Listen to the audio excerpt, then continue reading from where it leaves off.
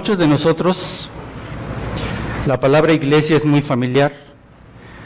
Y yo creo que estoy cierto que desde hace muchos años, aún siendo niños, escuchábamos decir a la gente que asistía a la iglesia, particularmente en la época de Navidad o en la época de Semana Santa, en donde mucha gente vuelve sus ojos a ese lugar. Otras veces habremos escuchado expresiones de admiración de iglesias por su arquitectura. Nos admiramos mucho de cómo fueron construidas y que de alguna manera han sido declaradas patrimonio nacional o internacional en algunos países. Pero ¿quién la creó? ¿Quién creó esa iglesia? ¿Cuándo se inició? ¿Quiénes la constituyen? Son preguntas fundamentales para entender el verdadero propósito de la iglesia y la participación de los creyentes en ella.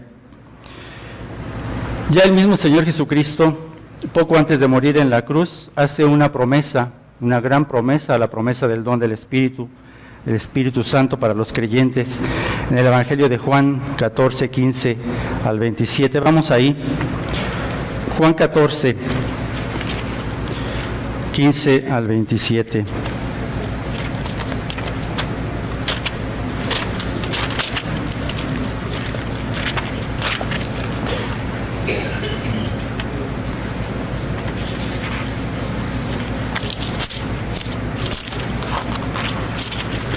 Dice así la palabra de Dios: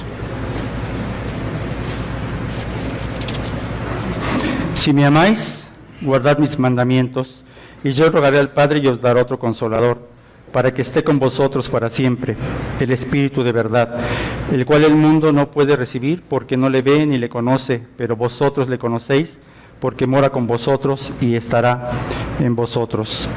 No os dejaré huérfanos, vendré a vosotros. Todavía un poco y el mundo no me verá más, pero vosotros me veréis, porque yo vivo y vosotros también viviréis. En aquel día vosotros conoceréis que yo estoy en mi Padre, y vosotros en mí, y yo en vosotros. El que tiene mis mandamientos y los guarda, este es el que me ama, y el que me ama será amado por mi Padre, y yo le amaré y me manifestaré a él. Le dijo Judas, no el Iscariote: Señor, ¿cómo es que te manifestarás a nosotros y no al mundo? Respondió Jesús y le dijo: el que me ama, mi palabra guardará, y mi Padre le amará, y vendremos a él y haremos morada en él. El que no me ama, no guarda mis palabras. La palabra que habéis oído no es mía, sino del Padre que me envió. Os he dicho estas cosas estando con vosotros, mas el Consolador, el Espíritu Santo, a quien el Padre enviará en mi nombre, Él os enseñará todas las cosas y os recordará todo lo que yo os he dicho. La paz os dejo, mi paz os doy, yo no os la doy como el mundo la da. No se turbe vuestro corazón, ni tenga miedo. Vemos claramente una gran promesa del advenimiento del Espíritu Santo, que daría inicio finalmente a esa iglesia, esa maravillosa iglesia. Es una maravillosa promesa. Ahora ya resucitado y antes de ascender a los cielos, Jesús pide a los apóstoles que esperen la promesa, esa promesa que ya había anunciado en el Evangelio de Juan. Veamos Hechos 1:4.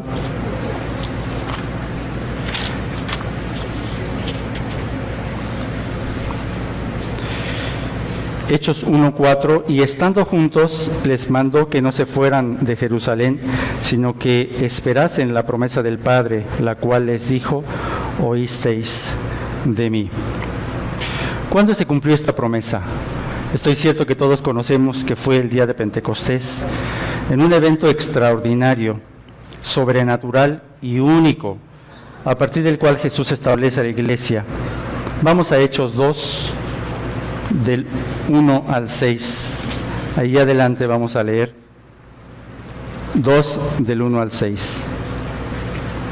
Cuando llegó el día de Pentecostés, estaban todos unánimes juntos, y de repente vino del cielo un estruendo como de un viento recio que soplaba, el cual llenó toda la casa donde estaban sentados.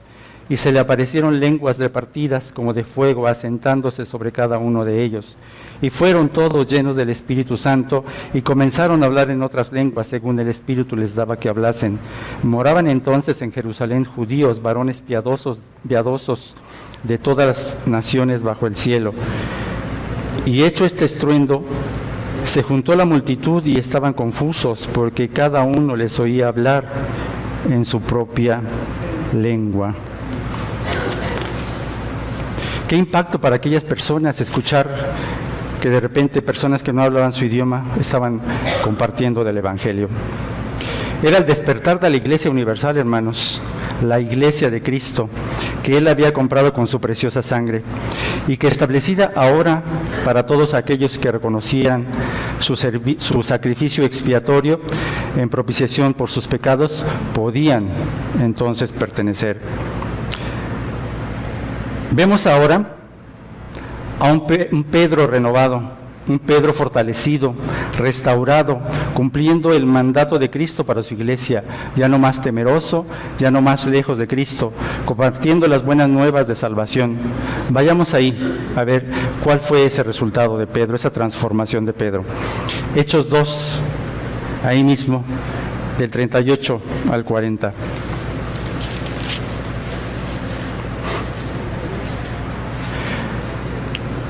Solo veremos el clímax de su primer discurso. A partir del Pentecostés, a partir de la venida del Espíritu, Pedro da un gran discurso de evangelización, pero solo vamos a leer el clímax de este discurso. Pedro les dijo: arrepentíos y bautícese cada uno de vosotros en el nombre de Jesucristo para perdón de los pecados, y recibiréis el don del Espíritu Santo, porque para vosotros es la promesa, y para vuestros hijos, y para todos los que están lejos, para cuantos el Señor nuestro Dios llamare. Y en otras muchas palabras testificaba y les exhortaba diciendo: sed salvos de esta perversa generación. Como se habrán podido dar cuenta, recurrimos constantemente al libro de los Hechos para recuperar la historia del inicio de la Iglesia de Cristo, por ser singular en tanto que constituye la única secuencia histórica de los 4 evangelios y provee abundantemente el trasfondo y ambiente para la mayoría de los escritos de Pablo, y sobre todo proporciona a los cristianos de hoy, proporciona información para nosotros básica y coherente acerca de la iglesia primitiva. Su autor, Lucas, el médico amado, describió las tensiones, persecuciones, frustraciones, problemas teológicos y esperanzas que enfrentó la iglesia recién formada, esa iglesia de Cristo. Este libro fue escrito entre los años 60 y 62 después de Cristo, probablemente desde Roma o de Cesarea, o quizá en ambos lugares. Pero ¿de qué nos sirve estudiar este libro de los Hechos? Es muy importante porque marca una transición entre la obra particular de Dios con los judíos hasta el establecimiento de su iglesia, de la Iglesia Universal. Este libro nos traslada desde Jerusalén hasta lo último de la tierra y presenta un reto estimulante para todo cristiano, considerando el celo, la fe, el gozo, el compromiso y la obediencia de aquellos cristianos primitivos que son ejemplo para todos los creyentes. Ahora sabemos que la llegada del Espíritu Santo era y sigue siendo una promesa para los creyentes que reconocieran a Jesucristo, que reconocieran su sacrificio, que abre la era de la iglesia, la cual fue diseñada por el mismo Señor como un organismo espiritual, constituido por todos los creyentes que han nacido de nuevo, y todos los que confían en Jesucristo son inmediatamente colocados por el Espíritu Santo en un mismo cuerpo espiritual unido, que es el cuerpo de Cristo. Esta analogía es utilizada por Pablo en 1 Corintios 12, del 13 al 20, y nos sirve para entender de qué manera nos integramos a ese cuerpo de Cristo. Vamos a ir a 1 Corintios 12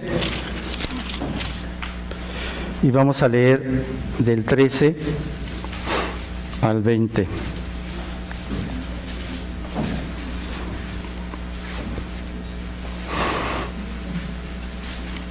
Porque por un solo Espíritu fuimos todos bautizados en un cuerpo, sean judíos o griegos, sean esclavos o libres, y a todos se nos dio a beber de un mismo Espíritu. Además, el cuerpo no es un solo miembro, sino muchos. Si dijere el pie, porque no soy mano, no soy del cuerpo, por eso no será del cuerpo.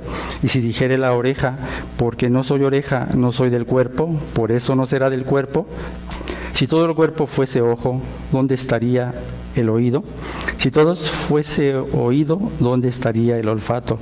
Mas ahora Dios ha colocado los miembros, cada uno de ellos, en el cuerpo, como Él quiso. Porque si todos fueran un solo miembro, ¿dónde estaría el cuerpo? Escuchen, pero ahora son muchos los miembros, pero el cuerpo es uno. Esta es una preciosa analogía que se utiliza para describir lo que es la iglesia, un cuerpo. Un cuerpo que también fue diseñado por Cristo, nuestro Creador, y que es perfecto. Asimismo, creó una iglesia, un cuerpo, que también busca la perfección. Noten que se resalta la diversidad. Como en un cuerpo hay diversidad, asimismo en la iglesia hay diversidad, pero también hay una unidad perfecta en ese cuerpo. Qué maravilloso es comprobar el perfecto plan de Dios a partir de lo que es la iglesia. Pero ¿quién encabeza ese cuerpo? ¿Quién está al frente? ¿Quién la dirige? Vamos a Colosenses 1:18.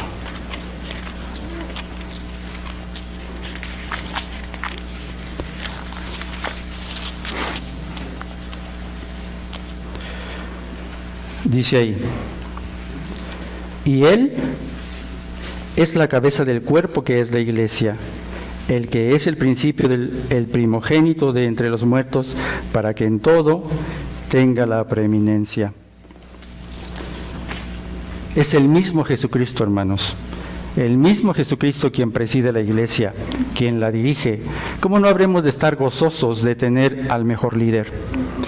Es Él quien nutre y alimenta este cuerpo. Veamos el Evangelio de Juan 15:5.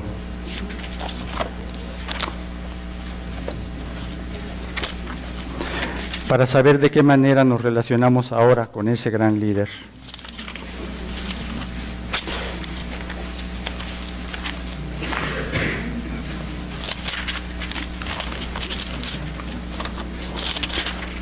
Juan 15, y vamos a leer los versículos del 1 al 5. Yo soy la vid verdadera, y mi Padre es el labrador. Todo pámpano que en mí no lleva fruto lo quitará, y todo aquel que lleva fruto lo limpiará, para que lleve más fruto. Ya vosotros estáis limpios por la palabra que os he hablado. Permaneced en mí y yo en vosotros. Como el pámpano no puede llevar fruto por sí mismo, si no permanece en la vid, así tampoco nosotros, si no permanecéis en mí. Yo soy la vid, vosotros los pámpanos. El que permanece en mí y yo en él, éste lleva mucho fruto, porque separados de mí, nada podéis hacer. Esa es la forma en que Jesucristo nos está narrando la manera en que debemos estar integrados al cuerpo. Así como la vid, Él alimenta, y cada uno de nosotros, como una rama de esa vid, tenemos que estar unidos.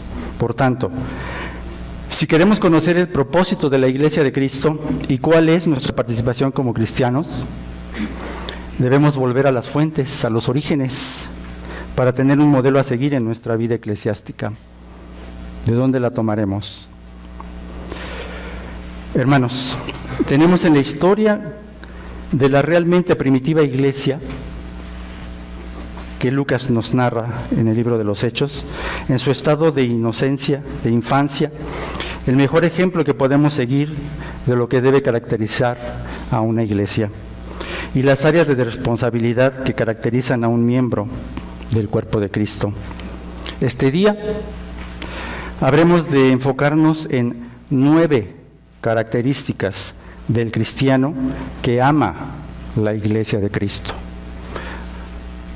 Si tú eres un miembro de ese cuerpo que Cristo pagó con su sangre, entonces debes manifestar 9 características porque esto significaría que realmente amas la Iglesia de Cristo.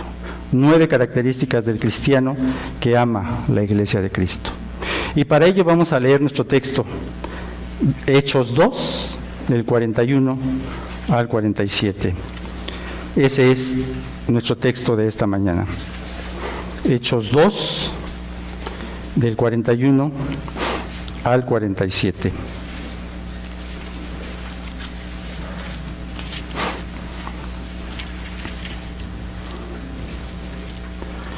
Dice así: así que los que recibieron su palabra fueron bautizados y se añadieron aquel día como 3,000 personas, y perseveraban en la doctrina de los apóstoles, en la comunión unos con otros, en el partimiento del pan y en las oraciones. Y sobrevino temor a cada persona, y muchas maravillas y señales eran hechas por los apóstoles. Todos los que habían creído estaban juntos y tenían en común todas las cosas, y vendían sus propiedades y sus bienes y lo repartían a todos según la necesidad de cada uno. Y perseverando unánimes cada día en el templo y partiendo el pan en las casas, comían juntos con alegría y sencillez de corazón, alabando a Dios y teniendo favor con todo el pueblo. Y el Señor añadía cada día a la iglesia los que habían de ser salvos. Una primera característica de ese cristiano que verdaderamente ama a la Iglesia de Cristo es que tiene identidad con el cuerpo de Cristo. ¿Cómo si no? De otra manera, si no tienes identidad, ¿cómo puedes estar cerca de eso? Dice nuestro texto en el versículo 41 que los que recibieron su palabra fueron bautizados y se añadieron como 3,000. ¿Pueden imaginar eso, hermanos? Aquí no habemos, no creo que más de 200, 3,000. ¡Qué día tan glorioso! Había alrededor de 120 personas que recibieron inicialmente por el discurso de Pedro al Espíritu Santo ahí en Pentecostés, como lo habíamos visto ya. Y cuando Pedro proclama el Evangelio de Cristo con el poder del Espíritu, se añaden mucho más, 3,000 personas. Todos los que oyeron sellaron su fe con la profesión bíblica del bautismo, es una señal evidente de su fe. Este grupo de personas se unió inmediatamente a la fraternidad de los creyentes. Ya Pedro establecía que la forma de recibir el don del Espíritu Santo era mediante el arrepentimiento, eso es claro, arrepentimiento de sus pecados, recibir por la fe la palabra, reconociendo a Jesucristo como el Salvador y el Señor, para ser justificados y unidos a Cristo. Estas son las personas, las únicas que pueden unirse a ese cuerpo del que hablábamos. Este era el embrión de la iglesia naciente, añadidos a la iglesia, no por la iglesia misma, sino por el Señor. La frase "se añadieron" nos da a entender que quienes reciben a Cristo como su Salvador han de tomar como hermanos y miembros a todos los que por la misma razón se unen, pues ahora son salvos, comparten algo en común, tienen el Espíritu Santo. Hermanos, es el mismo Jesucristo quien nos coloca en el cuerpo.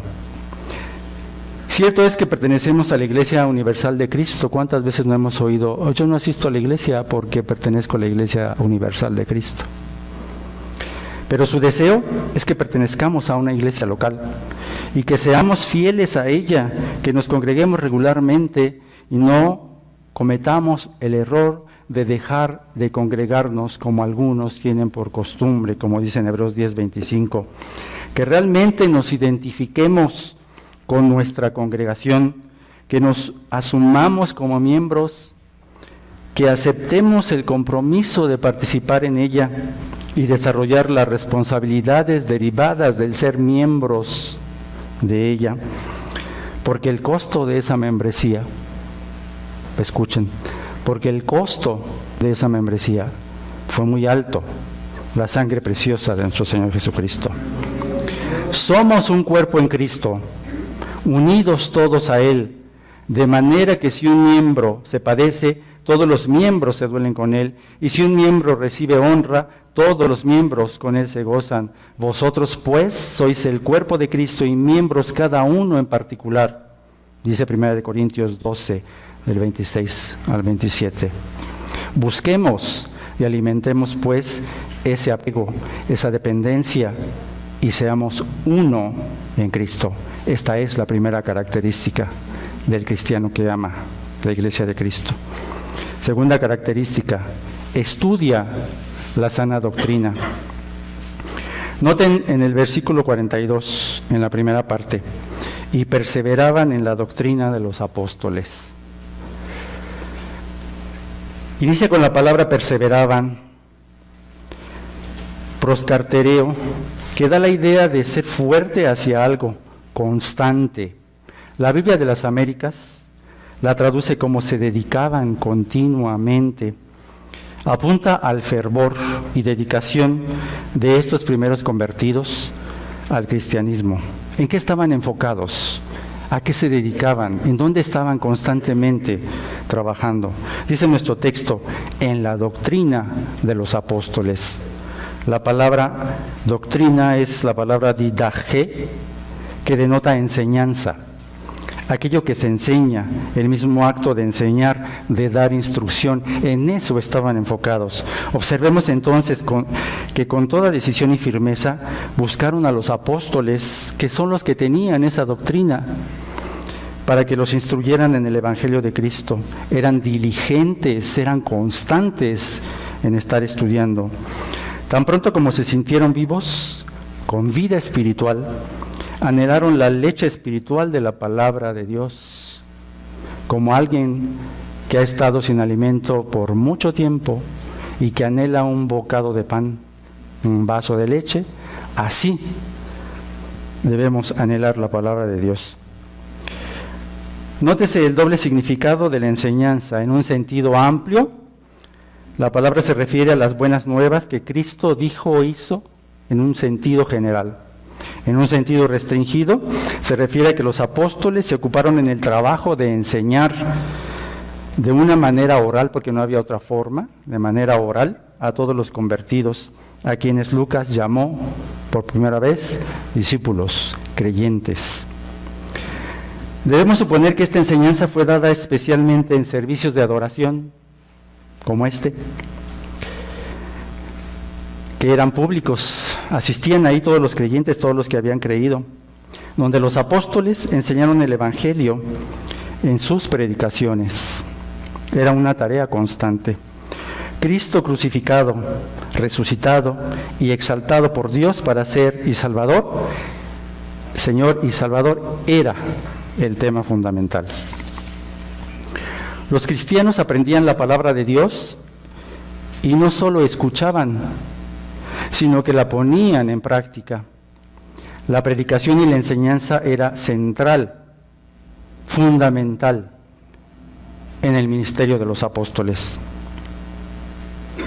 Ahora, todo creyente que no se interesa en el conocimiento de la palabra de Dios tiene motivos para dudar si ha nacido de nuevo, porque no desea como leche la palabra, como leche espiritual, no adulterada. Debemos tener en cuenta que habían de pasar muchos años antes de que los creyentes pudieran tener lo que ahora en nuestras manos tenemos, siquiera un Nuevo Testamento. Nosotros tenemos una Biblia completa. Debemos estar agradecidos a nuestro Dios porque ahora en nuestra mano podemos tener la palabra verdadera. Y esas enseñanzas entonces tenían que retenerse de memoria, tenían que transmitirse de manera oral. Tenemos el gran privilegio de contar con un ejemplar. Yo creo que más de uno tenemos al menos una Biblia, quizá dos, más versiones. Qué gran privilegio. La maravillosa provisión de nuestro Señor, de nuestro Dios, permitió que estos escritos originales se preservaran, que perduraran por los años, y que a través de esas traducciones pudiéramos tener ahora la doctrina de los apóstoles, la palabra de Dios. Dice el Evangelio de Juan 5:39, No lo busquen. Escudriñad las Escrituras, porque a vosotros os parece que en ellas tenéis la vida eterna, y ellas son las que dan testimonio de mí, decía Jesucristo. Porque toda la Escritura es inspirada por Dios y útil para enseñar, para redarguir, para corregir, para instruir en justicia, a fin de que el hombre de Dios sea perfecto, enteramente preparado para toda buena obra, de acuerdo a 2 Timoteo 3:16. En la Iglesia Remanente está nuestra iglesia. Procuramos proporcionar esta preparación a través de los estudios bíblicos. Es un área de oportunidad. A nadie se le obliga a tomar estudios. Ahí están. Quien quiere, los toma. Pero es triste comprobar, hermanos, que del total de las personas que se inscriben a tomar el curso, solo el 36% tiene la asistencia más o menos regular, que no al 100%, más o menos regular. El resto es inconstante, y a cual más ni asiste. Ya, ¿qué decir de los que ni siquiera se acercan para inscribirse? ¿Cómo podemos decir que amamos verdaderamente a Jesucristo cuando no amamos su palabra y no queremos conocerle mejor a través del estudio de la misma? Jesús salió victorioso de la tentación, como lo hizo estando en el desierto, gracias a que conocía y usaba sabiamente la Escritura. Cuando venga la tentación o llegue la prueba, hermano o hermana, ¿cómo vas a enfrentarla? ¿En tus propias fuerzas? ¿Cómo vas a guiar a tu familia? ¿Bajo qué principios o preceptos? ¿Con la sabiduría que te proporciona el mundo a través de lo que te dan los medios de comunicación, de tu preparación como profesionista? No te engañes. Si verdaderamente quieres vivir una vida victoriosa, apégate a la palabra de Dios. Es la única manera. La tercera característica del cristiano que ama la iglesia de Cristo, se involucra en la comunión. Igual nuestro versículo 22, seguimos en Hechos 2:42. También estaban involucrados en la comunión unos con otros. La comunión, del término griego que yo creo es muy común porque todos la usamos, koinonía, que nos habla de tener en común, compartir en común, cierto compañerismo, siendo la base de la unión que existe entre las personas. Se usa de las experiencias e intereses comunes entre los cristianos y de ahí de los efectos prácticos de la comunión con Dios. Escuchen, por una parte con los hermanos y como resultado de la comunión con Dios. Es decir, si dices que tienes comunión con Dios, entonces debes tener comunión con los hermanos, porque si tú dices que tienes comunión con Dios, pero no tienes comunión con los hermanos, ¿cómo dices que estás en comunión con el Padre? Esto es producido por el Espíritu Santo, es un resultado de nuestra fe. Podemos notar también que Dios nos ubica juntamente con todos los creyentes que hemos sido llamados a la comunión con el Hijo, con su Hijo Jesucristo, nuestro Señor, por haberle reconocido con fe verdadera. Así, entendemos que Cristo es la sustancia y la base de la comunión, enlazándonos con Él mismo, con el Padre y con unos y otros. Pero es el Espíritu Santo quien da efectividad a esta comunión, de modo que podemos hablar de la comunión de los santos, que solamente se puede dar en una iglesia. Quienes comparten la vida de Cristo, de la realidad espiritual de la iglesia, esos son los que pueden tener comunión. Entonces, los hermanos forman parte de una familia donde debe prevalecer el amor fraternal en sus diversas manifestaciones prácticas. Ya lo decía nuestro Señor Jesucristo en Juan 13:35. En esto conocerán todos que sois mis discípulos, si tuviereis amor los unos por los otros. Se denota una comunión unánime que se percibe a lo largo de todo el libro de los Hechos. Describe el entusiasmo de los creyentes que demostraban en una adoración unida en las comidas y en el compartir de sus bienes materiales. Los cristianos demostraban en forma visible su unidad en Cristo en los servicios de adoración, donde se llamaban unos a otros hermanos y hermanas. Pero que no sea esto porque no te acuerdas del nombre. Es muy fácil decir, hola hermana, hola hermano, porque ni siquiera te acuerdas de su nombre. Ahora,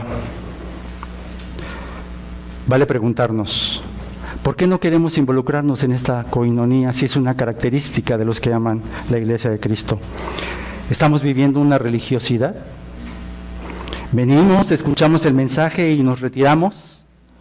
¿Dónde está la comunión con el Hijo de Dios si lejos de involucrarnos en la comunión de los santos, preferimos retirarnos a nuestra casa para descansar, para ver la televisión, para visitar a nuestra familia?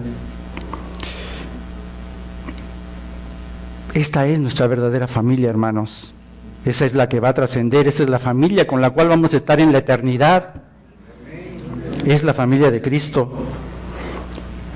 ¿No estás interesado en conocerla, en integrarte a ella, en ponerte en sus zapatos, en esa empatía que nos acerca unos a otros? Entonces no has comprendido el propósito del cuerpo de Cristo. La cuarta característica es que participa en las ordenanzas.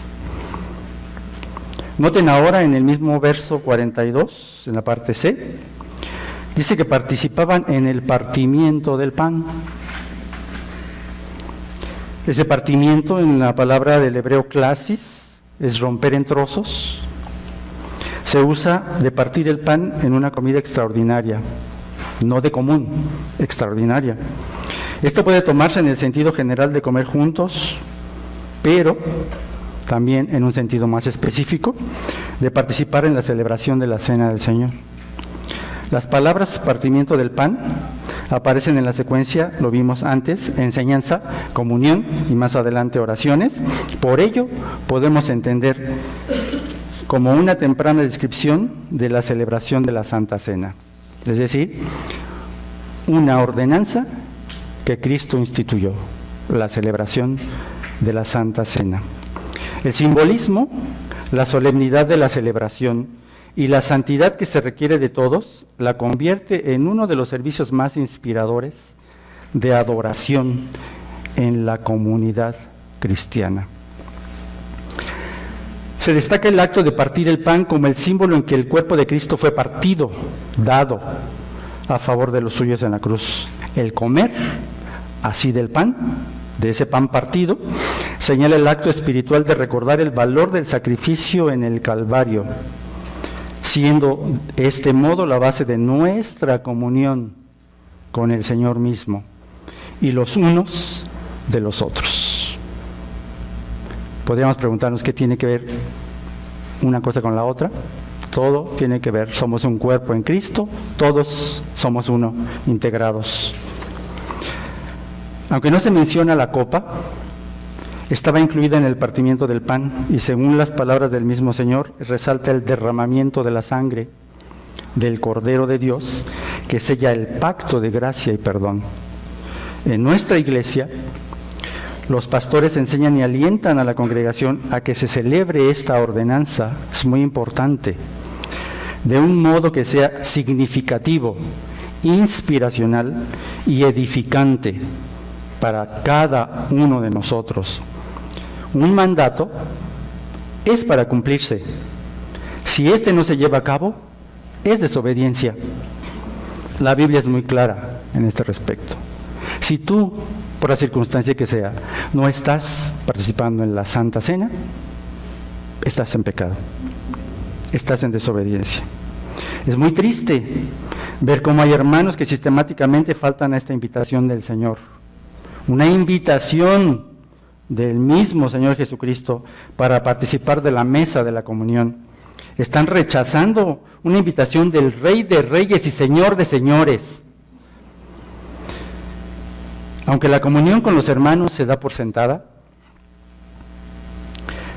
no es por ellos, es por nuestro Señor Jesucristo que debemos participar de la cena del Señor, porque Él la instituyó, porque es un memorial.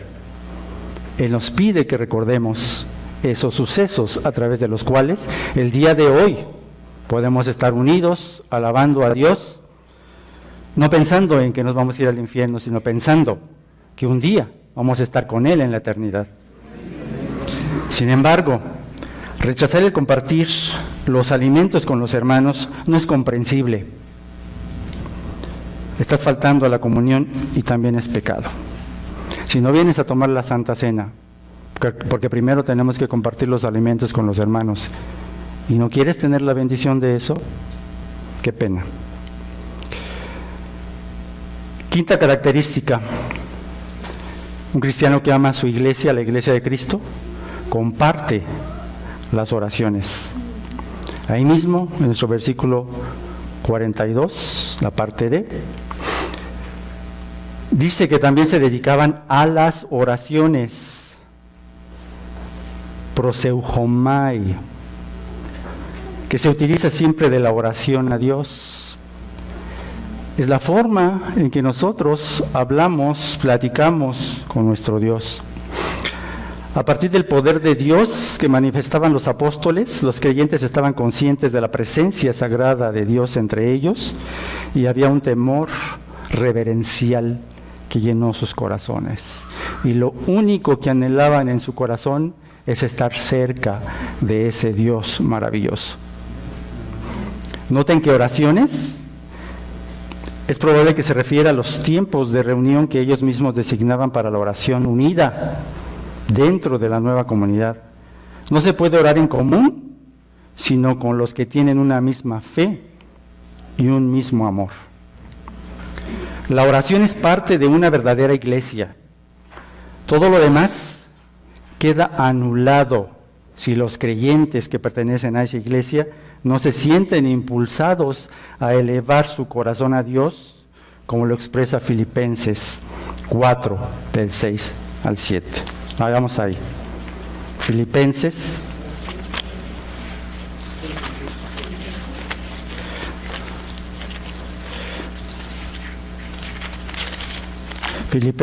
4, 6 y 7.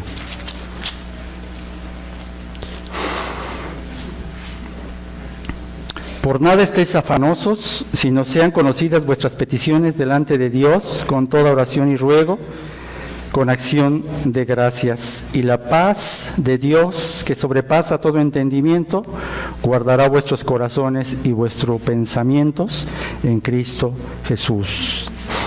Noten en el versículo 6, delante de Dios en toda oración y ruego, con acción de gracias, delante de Dios. La oración la hacemos delante de Dios. Cierto es que podemos orar en nuestro cuarto, en privado, en nuestra casa, andar en el camino, yendo al trabajo, donde sea podemos orar. Pero ciertamente la Biblia señala que juntos, orando por nuestra iglesia, orando unos por otros, es mejor. Y Dios se agrada y escucha las oraciones de los justos. Podemos comprobar que la iglesia oraba por sus líderes también, por ahí en Hechos 6:6, por sus misioneros cuando encomendaban a Pablo, a Silas, a cualquiera de ellos en sus viajes misioneros, oraban por ellos, por sus enfermos, como lo señala Santiago del 5:14 al 16, por sus autoridades de gobierno incluso, y hacían toda clase de peticiones, como acabamos de ver en Filipenses 4, 5 al 7. Demostrando con ello que una iglesia que ora es una comunidad victoriosa, que crece y madura. Repito, una iglesia que ora es una iglesia que tiene una comunidad victoriosa, que crece y madura. Por tanto, debemos entender que la respuesta a muchos problemas en la iglesia es una mayor intercesión en oración. Intercesión quiere decir, yo oro por el otro, no solo oro por mí, por mi familia. Hermanos, que Dios nos ayude a modelar una clase de vida, de oración, como la que era evidente en aquellos cristianos primitivos, en la vida de nuestro Señor incluso, en las vidas de los apóstoles que le siguieron, y todos los cristianos que han pasado a lo largo de la historia y que podamos ver su historia en el libro de los Hechos y en cada una de las cartas que han sido escritas para nuestra enseñanza. Que seamos una iglesia que ore en todo tiempo, que ore sin cesar, pero sobre todo que se una como lo que es un cuerpo en Cristo, y esto se refleje de una manera extraordinaria en las vidas de los miembros, en una preocupación constante unos por otros, compartiendo las respuestas a nuestras oraciones y compartiendo espacios grupales de oración con entrega y dedicación constante, como lo acabamos de ver. Sexta característica: ejercita el amor, el mutuo amor práctico. Para ello vamos a hacer un paréntesis en el versículo 43 de Hechos. Estamos en Hechos 2. En el 43 dice: y sobrevino temor a toda persona, y muchas maravillas y señales eran hechas por los apóstoles. Es un paréntesis para resaltar cómo el temor reverencial llenó el corazón de los creyentes, porque experimentaban la cercanía de Dios en medio de ellos. Qué maravilloso es eso, hermanos, sentir cómo Dios actúa entre el pueblo de Dios. La manifestación maravillosa de su poder, aún en la iglesia naciente de Cristo, autenticaba el mensaje que ellos estudiaban por las maravillas y las señales que hacían los apóstoles. En ese tiempo era necesario que hubiera eso para que realmente atendieran y reconocieran que Dios era el que hablaba. No estaba escrita todavía la Biblia, ya está escrita. Hasta el día de hoy seguimos comprobando ese poder maravilloso de Dios que actúa en nuestras vidas, en las vidas de todos los miembros del cuerpo de Cristo. Y no necesitamos esas señales para saber que Cristo sigue actuando alrededor de su pueblo. Y basta ver a cada uno de nosotros con nuestras vidas transformadas, con las pruebas superadas, para saber que Dios sigue haciendo milagros. Después de ese paréntesis viene una porción que resalta el mutuo amor práctico de los primitivos cristianos. Dice nuestro texto en el verso 44, que todos los que habían creído estaban juntos. No porque todos vivieran bajo el mismo techo. ¿Se imaginan una comunidad de 3,000 personas viviendo bajo el mismo techo? No era ese el propósito, vivir juntos, sino porque se unían con frecuencia, gozaban de la presencia unos de los otros, anhelaban estar juntos.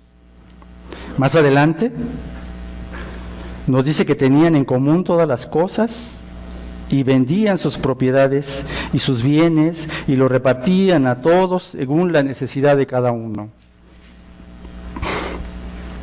¿No es esto sorprendente? ¿Puede uno esperar que alguien venda una propiedad para poder apoyar a otra persona? Es algo extraordinario.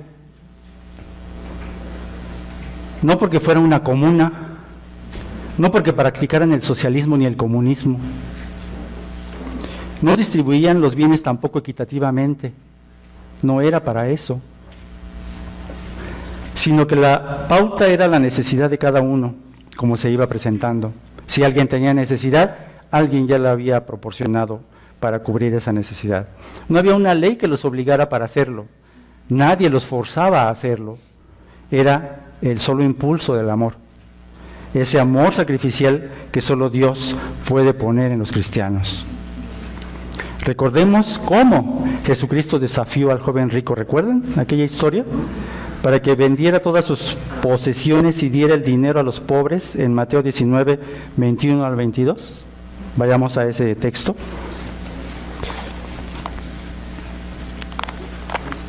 Mateo 19, 21 y 22.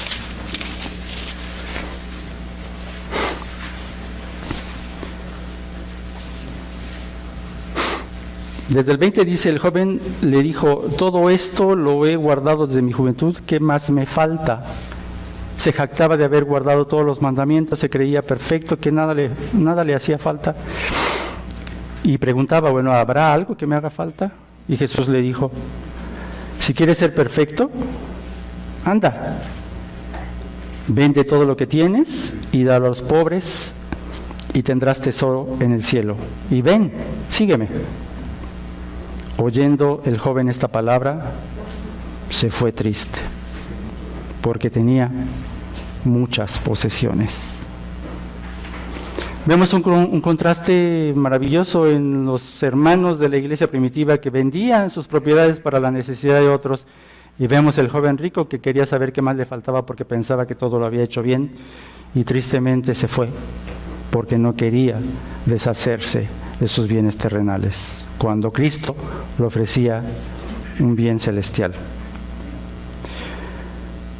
No era esto lo que ocurría en la iglesia recién formada, es decir, nadie forzaba a nadie a dar lo que querían.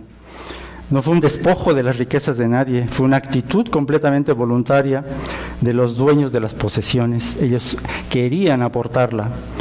Lo ponían a disposición de los apóstoles para que la administraran, para que se repartiera entre los creyentes según sus necesidades económicas. Sin embargo, no faltó quien quiso hacerlo a su manera. ¿Recuerdan el caso de Ananías y Zafira? Vayamos a Hechos 5, 1 y 2.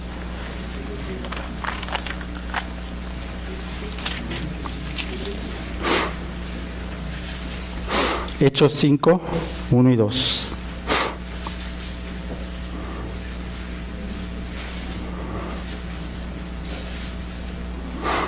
En esto debemos recordar, hermanos, que Dios conoce la intención del corazón. Cuando nosotros vemos lo externo, las actitudes externas, Dios conoce el corazón.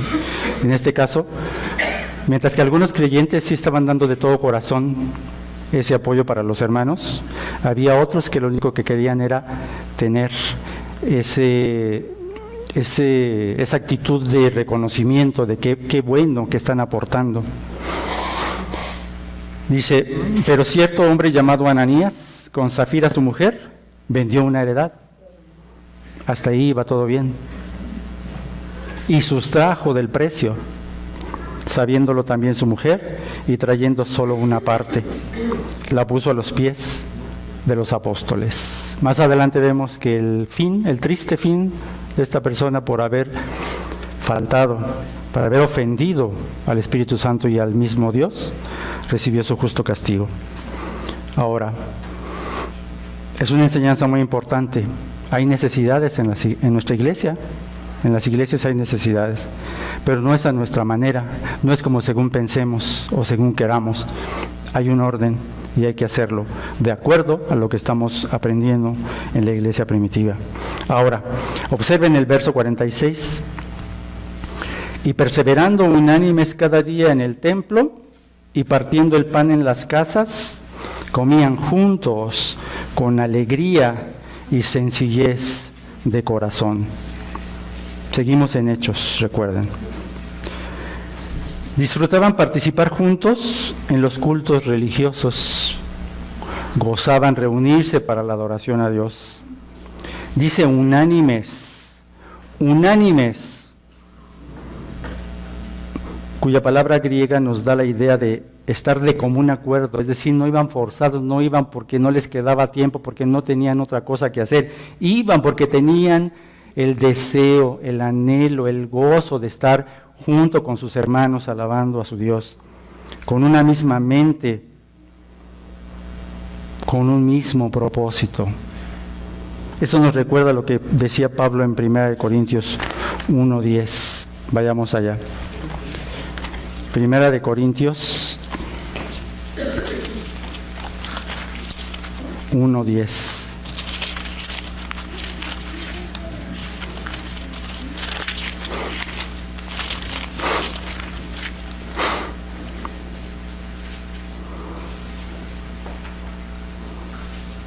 Os ruego pues, hermanos, por el nombre de nuestro Señor Jesucristo, que habléis todos una misma cosa, que no haya entre vosotros divisiones, sino que estéis perfectamente unidos en una misma mente y en un mismo parecer.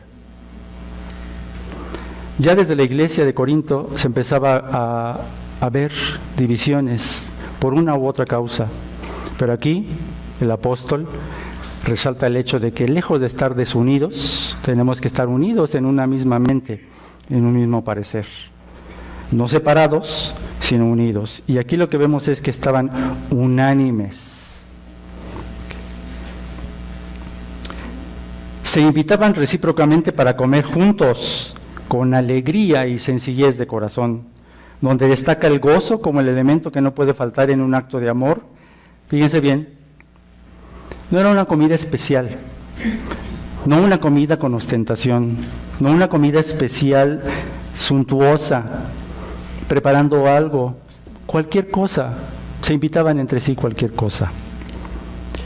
Simplemente por el gozo de compartir las bendiciones del Señor, de compartir sus vidas, de compartir su testimonio y reafirmar la unidad que poseían en Cristo.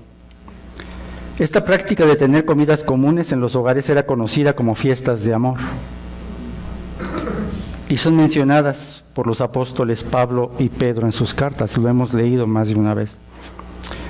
Lo que debemos resaltar aquí es cómo Lucas enfatiza la unidad, la armonía y el gozo y la sinceridad de los creyentes, que podremos resumir en una frase: fruto del Espíritu, quien estaba actuando ya en los corazones de cada uno de ellos y en sus vidas, no en nuestras fuerzas, en las fuerzas del Señor, desarrollando lo que Dios ya nos ha dado a través de su Espíritu. Ahora, ¿cuántas veces hemos compartido con nuestros hermanos? ¿Qué tan hospedadores hemos sido? ¿O acaso somos de aquellos que vivimos en una fortaleza infranqueable, a manera de escudo protector, para que no conozcan lo que es mi familia, mis problemas, las pruebas que enfrento, o peor aún, esas áreas que aún no he entregado al control del Espíritu Santo y que fácilmente me delatan? Hermanos, abramos nuestra vida como un escaparate. ¿Qué tenemos que ocultar? Estamos en un camino de perfección, no somos perfectos, tenemos áreas que corregir. Es una promesa para el día futuro. ¿Buscas perfección?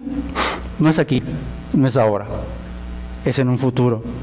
Ese futuro en donde tendremos el maravilloso encuentro con nuestro Rey en la eternidad. Mientras tanto, compartamos nuestras luchas, nuestros fracasos, nuestras victorias, pero sobre todo, compartamos las bendiciones que recibimos y no seamos como aquellos de los que habla Santiago,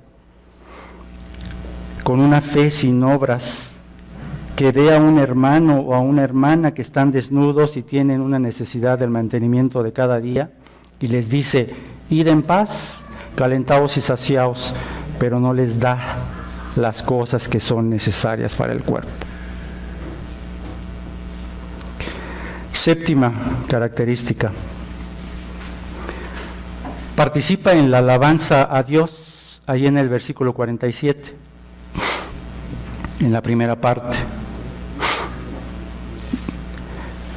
Dice: alabando a Dios, alababan a Dios. Estos creyentes vivían una vida de alabanza a Dios, son exponentes del poder del Evangelio y la presencia del Espíritu Santo.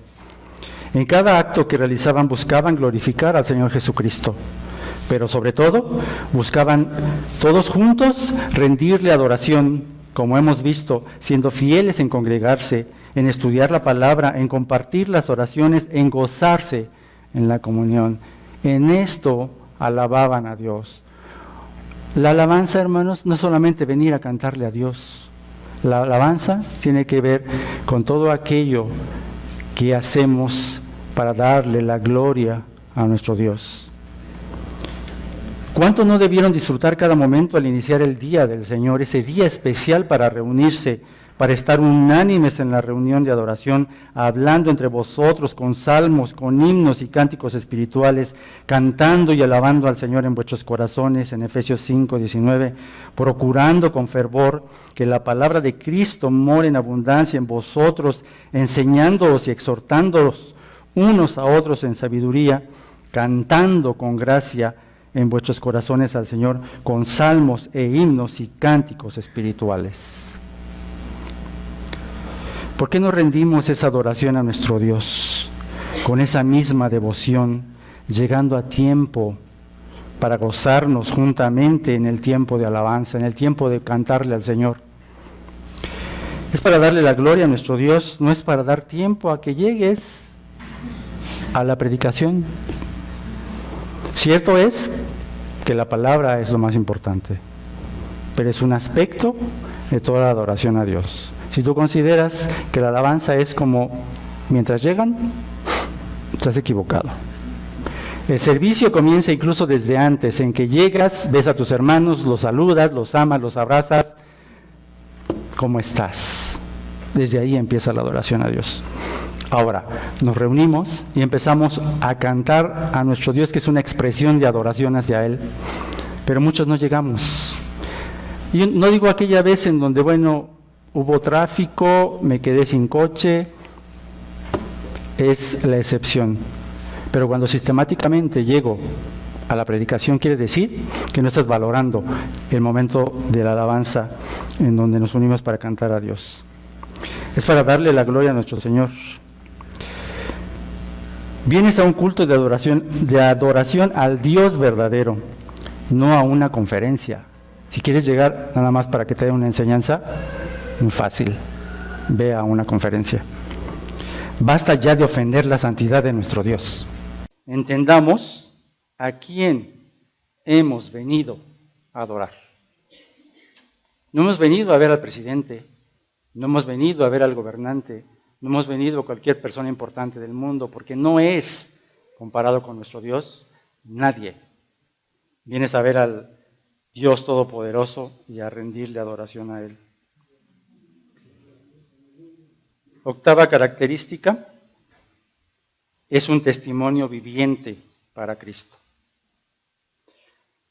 Ahí en nuestro texto, en el verso 47, en la parte B, nos dice, tenían fervor con todo el pueblo, lo cual significa que aunque no todos pertenecían a la comunidad cristiana, la reacción general era de simpatía. Aquí hemos visto durante mucho tiempo, hermanos, hay gente que viene, hay gente simpatizante, hay gente que le gusta estar, pero hemos podido comprobar incluso sorprendentemente personas que son más constantes que los mismos miembros de la iglesia, y llegado el momento le pregunta a uno, ¿por qué no has asistido al estudio? No, es que no soy cristiano, me gusta venir. Ok. Gracias a Dios por esa sinceridad, porque entonces hay que estar atentos para compartirle el verdadero evangelio. Pero ¿cómo puede ser posible que una persona le guste y simpatice y esté aquí, y los que verdaderamente pertenecemos a aquellos que hemos sido nacidos de nuevo, nos perdemos de esa gran bendición? Este grupo de personas tenía un sello distintivo, el amor que se profesaban los unos a los otros, producto de la fidelidad hacia su Dios y la obediencia a sus mandamientos. Es decir, era algo que resaltaba, era sorprendente, llamaba la atención de aquellas personas que veían un cambio sorprendente, lo que antes hacían y ahora ya no hacen. Las vidas transformadas de estos hombres y mujeres llamaban la atención poderosamente y era un testimonio importante de la manifestación del poder de Dios en la vida de los cristianos. Aquí hemos tenido la experiencia de algunas personas que iban pasando, veían cómo alababan a Dios y cómo veían que se llevaban bien las personas y han entrado, ahora forman parte del cuerpo de Cristo. para gloria de Dios. Sin embargo, debemos preguntarnos si nuestra vida realmente es un testimonio viviente para Cristo. Si a través de ella glorificamos su nombre y por tanto impactamos la vida de las personas que nos rodean, o seguimos pasando desapercibidos, siendo cristianos de la secreta, que nadie sepa que soy cristiano. Novena característica: proclama el Evangelio de Cristo. Cuando una iglesia está constituida de miembros que aman el cuerpo de Cristo, que dan testimonio de que Cristo es su prioridad y viven una vida de obediencia, el Señor se agrada de ello. Y el resultado es una iglesia que crece en número, no solamente en madurez. El fruto no solo es personal, es comunitario. El amor manifiesto se convierte en tierra fértil para que se añadan los que habrán de ser salvos. Eso fue lo que ocurrió en la iglesia naciente de esta gran iglesia modelo. Recuerden, primero se convirtieron 120 personas, después se añadieron 3,000. Pero debemos recordar que aun cuando la obra es del Señor, nosotros tenemos la responsabilidad de proclamar el Evangelio de Cristo, porque recibimos la gran comisión. En Mateo 28, 18 al 20, vayamos allá. Mateo 28, 18 al 20. Y Jesús se acercó y les habló diciendo: toda potestad me es dada en el cielo y en la tierra. Por tanto, id y haced discípulos a todas las naciones, bautizándolos en el nombre del Padre y del Hijo y del Espíritu Santo, enseñándoles que guarden todas las cosas que os he mandado, y he aquí, yo estoy con vosotros todos los días hasta el fin del mundo. Qué maravillosa promesa. No podemos escudarnos en que yo no tengo el don de evangelismo, hermana. Me da temor, no sé cómo. Pero ya tenemos experiencias en la historia bíblica que incluso aquellos a los cuales Jesucristo les había dado la vista dicen: yo nada sé. Lo único que sé es que antes no podía ver y ahora mis ojos ven. De la oscuridad hemos venido a la luz. Al menos eso podemos compartir. Cristo nos da una comisión que cumplir, pero nos dota de lo necesario para realizarla. Nos da una nueva identidad. Nos une al cuerpo de Cristo. Una nueva familia en la comunión con todos. Un nuevo propósito en la vida. Un maestro y consolador, el Espíritu Santo. Un padre.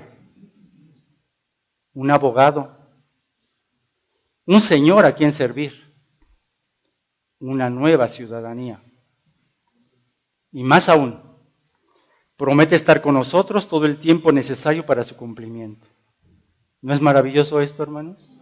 Y nos pide que compartamos, que hagamos que nuestra iglesia crezca, pero nos dice: yo estoy con ustedes todo el tiempo. No están solos en esa gran tarea.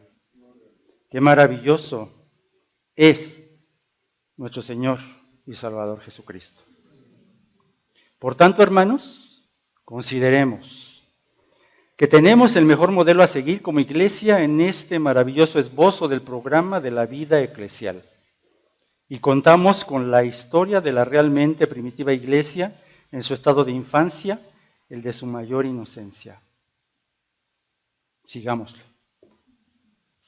Necesitamos recordar que hemos sido llamados a ser testigos de Cristo, dignos representantes de su iglesia para cumplir el propósito por Dios establecido para derramar su gracia salvadora al mundo perdido.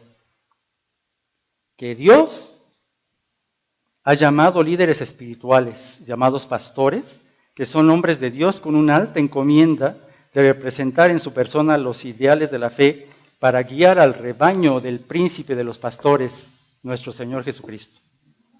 Y ser guardianes de la verdad, responsables de mantenerla pura y entregarla pura a la generación siguiente. Es una alta responsabilidad. Que si verdaderamente amamos la iglesia de Cristo, habremos de trabajar con perseverancia como la iglesia primitiva, perseveraban para desarrollar las características distintivas de los primeros cristianos de esa iglesia incipiente que marcaron el rumbo de la Iglesia Universal de Cristo. No desmayemos, pues, en nuestro esfuerzo y busquemos con solicitud hacer la voluntad de aquel que comenzó con vosotros la buena obra y la perfeccionará hasta el día de Jesucristo, para que ese día glorioso que estemos en su presencia podamos escucharle decir: bien, buen siervo y fiel, sobre poco has sido fiel, sobre mucho te pondré, entra en el gozo de tu Señor.